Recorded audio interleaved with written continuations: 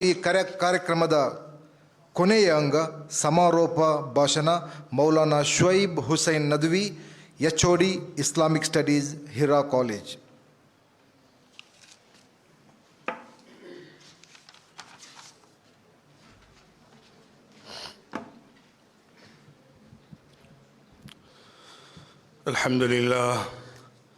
الحمد لله وكفى وسلام على عباده الذين اصطفى أما بعد فأعوذ بالله من الشيطان الرجيم بسم الله الرحمن الرحيم ألف لام ميم ذلك الكتاب لا ريب فيه هدى للمتقين صدق الله العظيم. اسٹیج پر موجود مہمانان خصوصی جناب ڈاکٹر طاہا متین صاحب، general secretary of Jamaat Islami Karnataka, and doctor Javed جمیل صاحب، HOD اسلامک چیئر یونپویا یونیورسٹی، آل ڈگنیٹیز، اور میرے سامنے موجود میرے محترانتی پرکاشنا کو اس ایپ کے لانچ کرنے پر مبارکباد دیتا ہوں، اور ان کی خدمت میں تہنیت کے کلمات پیش کرتا ہوں کہ انہوں نے اس عظیم خدمت کو کنڑ بولنے والوں کے لیے ایک خوبصورت اور بہترین شکل میں بطور خاص apple and I phone application کے طور پر پیش کیا ہے، جس کے ذریعے سے انشاءاللہ سے زیادہ فیضیاب ہو سکیں گے. دوستوں، اختتامی گفتگو کرنے میں ایک مشکل یہ ضرور پیش آتی ہے کہ آدمی تھکے ہوئے ذہنوں سے بات کرے اور ساتھ ہی ساتھ ریپیٹیشن سے بچے، جو باتیں آ چکی ہیں اس سے گریز کرے. میں چند منٹوں میں کوشش یہ کروں گا کہ کچھ وہ پہلو جو میں سمجھتا ہوں کہ اس موقع پر ذکر کر دیے جائیں تو غیر مناسب نہیں. اس طرح سے آج کے چیلنجز کے اندر حالات ہیں اس پر روشنی ڈالی ہے، اور جو مسائل امت کو، پوری دنیا کو درپیش ہیں اس پر توجہ دلائی ہے. ظہر الفساد فی البر والبحر بما کسبت ایدی الناس لیذیقہم بعض الذی عملوا لعلہم یرجعون. خشکی اور تری میں کرپشن اور فساد برپا ہے، ہر طرف برائی اور انارکی ہے. ایسے میں قرآن کی لائٹ کیا روشنی دیتی ہے، اور کون سے پرنسپلز کے اوپر ایک انسان کو، ایک مومن کو صحیح کہ ہم ان کے سامنے آیتوں کو کھولیں گے، لوگوں کے سامنے حقائق کھولیں گے، آفاق کے اندر، کائنات کے اندر اور خود انسانوں کے اندر ایسی نشانی. قرآن ایک بلا کی تاثیر رکھنے والی اللہ کی کتاب ہے. قرآن اللہ کا میریکل ہے، ایک معجزہ ہے. میں خاص طور پہ اس معجزے والے پہلو پر گفتگو کرنا چاہتا ہوں، اور اس کی روشنی میں آج کا جو قرآن کا معجزہ ہے، مکمل اور کمپریہنسو پوائنٹ آف ویو سے اس پر تھوڑی بات کروں گا. قرآن معجزہ ہے. حضور اکرم صلی اللہ علیہ وسلم نے ارشاد فرمایا، صحیح بخاری کی حدیث ہے، کہ تمام نبیوں میں سے ہر نبی کو اللہ کی طرف سے کوئی ایسی چیز دی گئی ہے جس کے جیسے کو دیکھ جو مجھے عطا ہوئی ہے، اور اس سے پہلے کسی کو اس جیسی چیز نہیں ملی ہے، اور اس کے ذریعے سے لوگوں کے سامنے ایسے حقائق کھلیں گے، ایسی چیزیں سامنے آئیں گی کہ اس کا اعجاز لوگوں پر کھلتا رہے گا. اسی طرح حضور صلی اللہ علیہ وسلم نے فرمایا، لا تنقضی عجائبہ، قرآن اللہ کی وہ کتاب ہے جس کی ہے. یہ قرآن کا معجزہ تھا کہ جس زبان میں اس کو اتارا گیا، وہ زبان اس ٹائم پر پوری دنیا کے اندر ایک ایسی زبان تھی جس کے ماننے اور بولنے والوں کا دعویٰ یہ ہوا کرتا تھا، ہم بولنے والی مخلوق ہیں، باقی پوری دنیا گونگی ہے. اعجمی. ہمارے پاس شاعری ہے، ہمارے پاس الفاظ کے زیر و بم کو سمجھنے کی صلاحیت ہے، ہمارے پاس بات کرنے اور بات سمجھانے کا مؤثر طریقہ ہے، ہم زبان آور ہیں. یہی بات ہے کہ قرآن کریم نے جس طاقتور طریقے پر اللہ کا تعارف کرایا، انسانوں کا تعارف کرایا، اللہ کے دین کو پیش کیا، تو عرب جو سب سے زیادہ عربی زبان سے اور اس زبان سے جس میں قرآن نازل ہوا واقف تھے، بے پناہ متاثر ہوئے. جڑا ہوا ہے طه ما أنزلنا عليك القرآن لتشقى إلا تذكرة لمن يخشى تنزيلا ممن خلق الأرض والسماوات العلا. آگے تک انہوں نے جب قرآن کی ان آیتوں کو پڑھا تو دل کھل گیا، ماننے پر مجبور ہوا. فیل ابن عمرو الدوسی جو مکہ مکرمہ میں آئے تھے طواف کرنے کے لیے، حج کے لیے، تو اس موقع پر لوگوں نے کہا دیکھو ایک شخص یہاں پہ ہمارے یہاں نکلا ہوا ہے، بڑا جادوگر ہے، بچ کے رہنا ورنہ وہ میاں بیوی میں، بچے اور باپ میں، بہن بھائیوں میں تفریق کر دیتا ہے.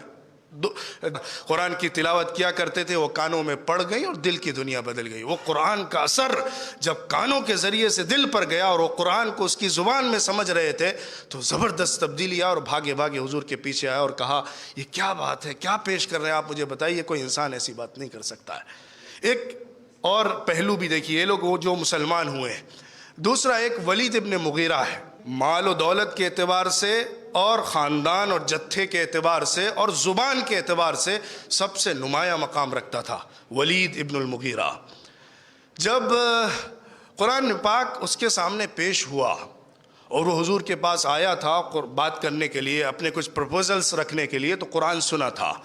جب قرآن سنا بڑا متاثر ہوا، غالباً سورہ سجدہ کی آیتیں سنی تھیں، حضور نے تلاوت کی، بہت متاثر ہوا اور آنے کے بعد لوگوں سے کہا کہ سمعت من محمد کلاما آنفا، میں نے محمد سے ایک ایسی بات آج سنی ہے، اس کے پاس سے ایک ایسا کلام آج سنا ہے کہ جس جیسا کسی انسان کے پاس نہیں ہے اور جس جیسا کسی جنات کے پاس نہیں ہے. ان لہ لحلاوہ وان علیہ لطلاوہ، اس کے اندر جو چاشنی ہے، شیرینی ہے، کشش ہے، غیر معمولی ہے، اور اس کے اندر جو تر و تازہ کتاب ایسی ہے کہ جس کا کوئی جواب نہیں دے سکتا، جس کا کوئی رد نہیں کر سکتا.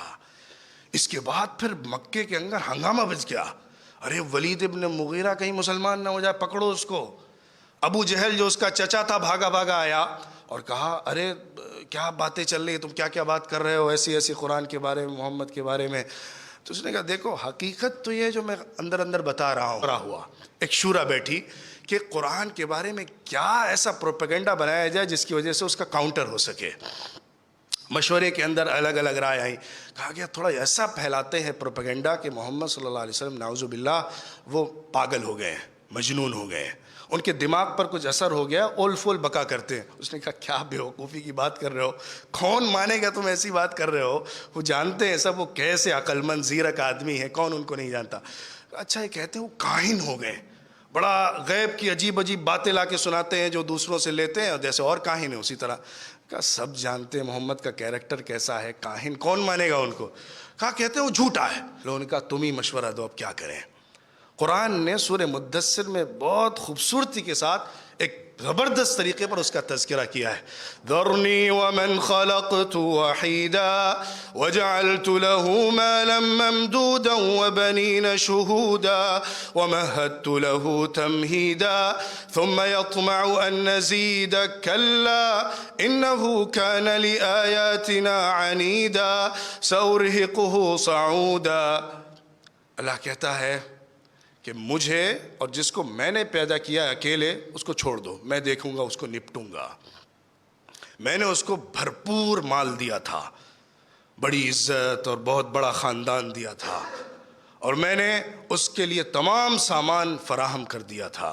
میں عزت کے اعتبار سے، جاہ و جلال کے اعتبار سے، مال و دولت کے اعتبار سے، زبان کے اعتبار سے زیادہ بڑا ہوں. وقالوا لولا نزل هذا القرآن على رجل من القريتين عظيم.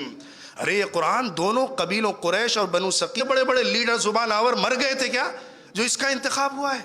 یہ ان کے اندر کی چپقلش. اور ابو جہل تھا جو دوسری طرف یہ سوچ رہا تھا کہ محمد کا انتخاب ہو گیا ہے، ہمارا مقابلہ تو بنو ہاشم کے ساتھ پوری تاریخ میں چلتا رہا ہے، ان کو حصہ ملا تو ہم کو بھی بہت سارے ذمہ داریاں ملی ہیں، اگر ان کے درمیان نبی آ گیا تو ہم نبی کہاں سے لائیں گے کہ بنو مخزوم بنو ہاشم کے اوپر غالب آ جائیں. یہ چوٹ تھی کہ بنو ہاشم بنو مخزوم سے آگے کیوں بڑھ رہے ہیں، جس کی وجہ سے وہ انکار کرتا رہا اور اللہ نے ہدایت نہیں لکھی اور اسی پر مرا۔ ولید ابن مغیرہ بھی کفر پر مرا اور ہدایت کی توفیق، منہ بسورا، منہ بنایا، بگاڑا، سوچتا رہا، ایک عجیب کشمکش میں مبتلا رہا، ذہنی ابتلا کا شکار رہا، پھر بات نکال کے لایا ان هو الا سحر یؤثر،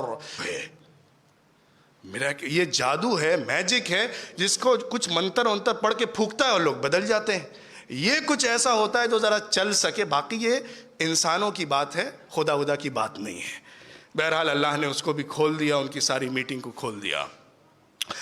میں یہ بتا رہا تھا کہ قرآن پاک جس زبان میں آیا، نہیں بھی ایمان لائے تو اس کے اثر کو ضرور قبول کیا ہے۔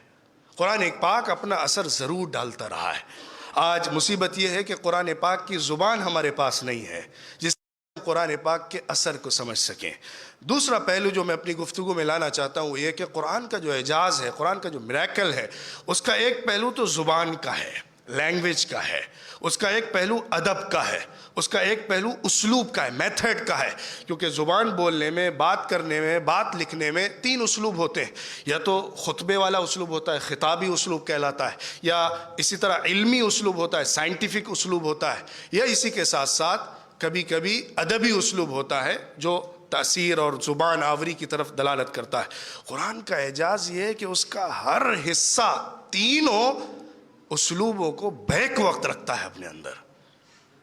آپ جانتے ہوں گے، شاید آپ نے تفسیر میں پڑھا ہو، عربوں کے اندر بہت ساری مثل مشہور تھیں، القتل احیاء للجمیع، القتل انفى للقتل، القتل اکثر القتل فانه يقل القتل، کہ وہ بولتے تھے کہ قتل کا بدلہ قتل سے لو اور اس کے ذریعے سے قتل کو روکا جا سکتا ہے۔ قرآن نے جو اصطلاح استعمال کی، حیرت میں ڈال دیا لوگوں کو۔